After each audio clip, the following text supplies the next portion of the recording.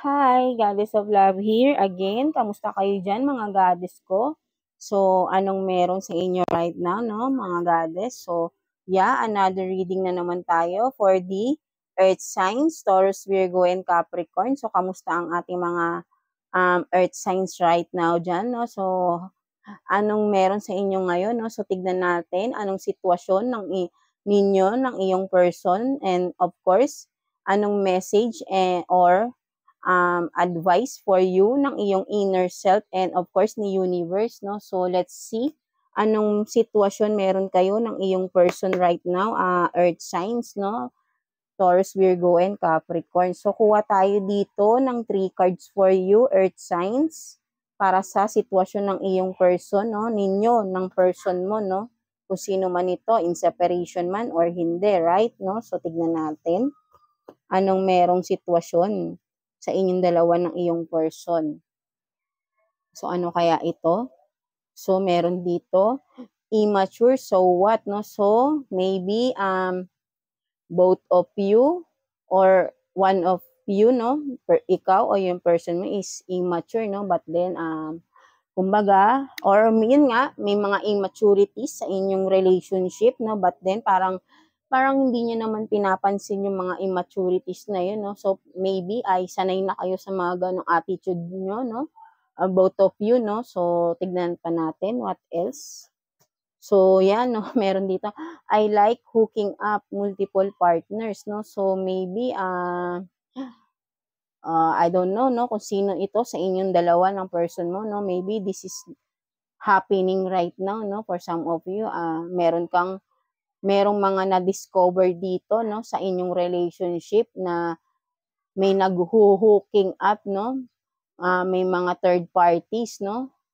Multiple people are involved, no, with this connection, no? So, kaya napaka-immature pala, no? Because someone is playing, no? For some of you. And then, what is this? So, but then, sinasabi niya, siguro, nagkaroon na ng confrontation dito, no? But then, kung sino man itong person na nagloloko sa inyong relationship, earth sign, no? Sinasabi niya pa is hindi naman daw siya attracted doon sa mga tao na yun, no? Kung sino man yung mga nagiging third parties, no? Maybe nga dahil nga naglalaro pa itong person na to because he or she is immature, no? And then, wala siyang pakialam kung immature siya, no? Because that is what, kumbaga, for him or her is, ayun ang personality niya, so what, no? Parang ganun, no? So, ayun ang sinasabi niya sa'yo, no? Or, maybe, sinasabi niya na, kaya nagkaroon siya ng mga multiple partners is hindi na daw siya attracted sa'yo. So, take what's resonate lang for you, no? So, maybe, medyo may magulong relasyon pala dito, for some of you, earth sign, no? So, I hope na sana, kung meron talagang hindi nagiging totoo sa isang relasyon, is sana ay maalisan na rin agad because it's a toxic, right, no? Ang hirap ng maraming nagiging third parties sa isang relasyon. Hindi healthy, no? So, what else? Tignan natin. Anong message ng iyong inner self, no? Message or advice for you, earth sign, no?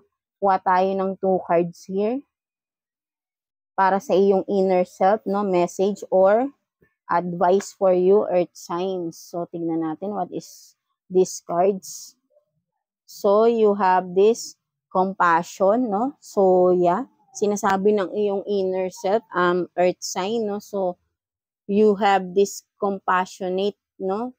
You are compassionate even sa animals, no? For some of you, no? So, kumbaga, parang ikaw is a childlike, innocent like, no? So, for some of you, kaya siguro, naloloko kayo ng mga tao, no? For some of you, masyado kayong mapagmahal, masyado kayong yung ma-care, 'di ba? Sa kahit nga kahit sino, animals, tao, no? For some of you, masyado kayong yun nga, yung malaki yung pagmamahal niyo, malaki yung maalaga kayo, no?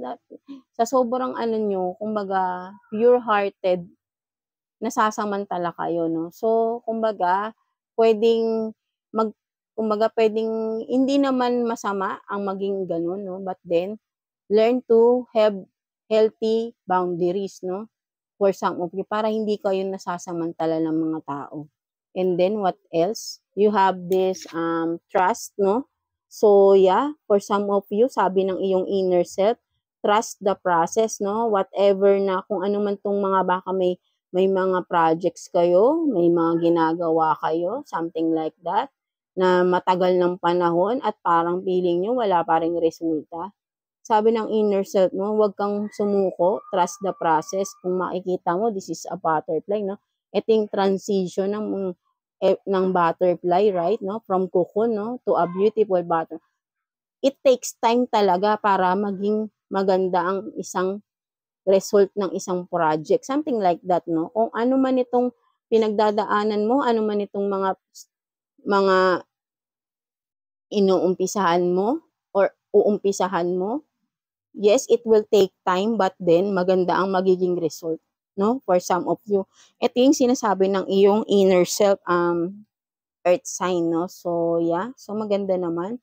And what else, no? So, tignan naman natin anong message for you ng ating universe, no? Ni God for you, earth signs, no? Taurus, Virgo, and Capricorn, no? So, wait lang. May na card. So, ano kaya ang message or advice for you, earth signs, ni universe o ni God for you, no? So, tignan natin. Kuha rin tayo dito ng 2 cards for you, earth signs.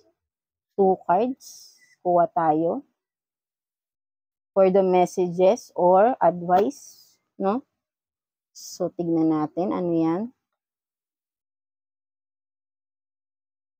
So, you have lifting the veil, questioning everything, anything unaligned must go. So, yan, no? For some of you, yun nga, maybe ito yung may kinalaman dun sa relationship na toxic na, no?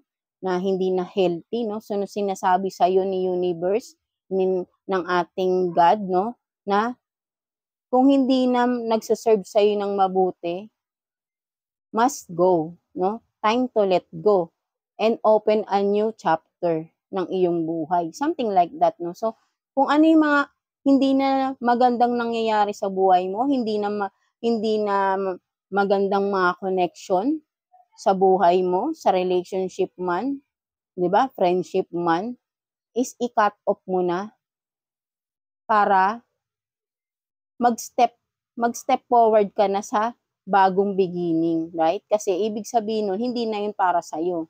Kailangan mo nang i-let go, no? Earth sign. So, what else? Earth pulsing, pulse of the mother, slow down, time in nature, no? So, ito rin naman, no? Parehas nung sa inner self, no? So, sinasabi nga is trust the process, no? So, ano mo lang, kumbaga,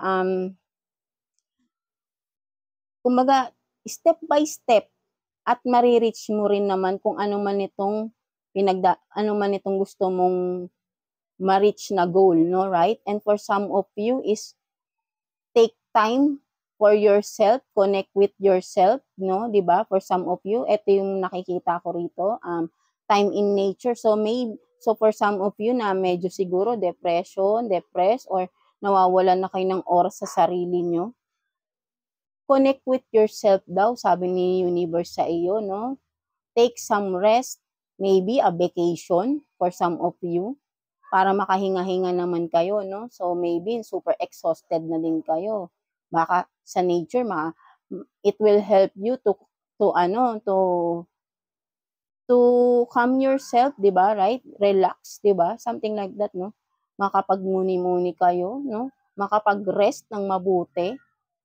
Diba? Something like, kumbaga ito ay kailangan nyo talaga ng rest, sabi sa inyo ni universe, no? So, yeah, that's it for you, earth sign, no? So, I hope naka-resonate kayo with this reading, no? And, yeah, please, like and subscribe sa ating channel, no? And, of course, no, always pray lang, ano man tong pinagdadaanan yung problema, basta kapit lang kayo kay God, huwag kayong mawalan ng faith kay God, and of course, faith sa inyong sarili, na lahat ng pagsubok ay malalagpasan nyo rin, no? It will take a time, yes, wala namang instant, kung ano man itong mga ginagawa nyo, whatever goals in life, whatever problems in life, hindi yan instant masosolve, hindi yan instant mangyayari.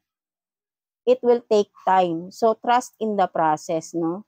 'Di ba? Huwag tayong magmamadali, Earth signs. So, yeah, that's it for you, Earth signs. So, thank you for watching, Earth signs, no? So, yeah, again, thank you, Earth signs.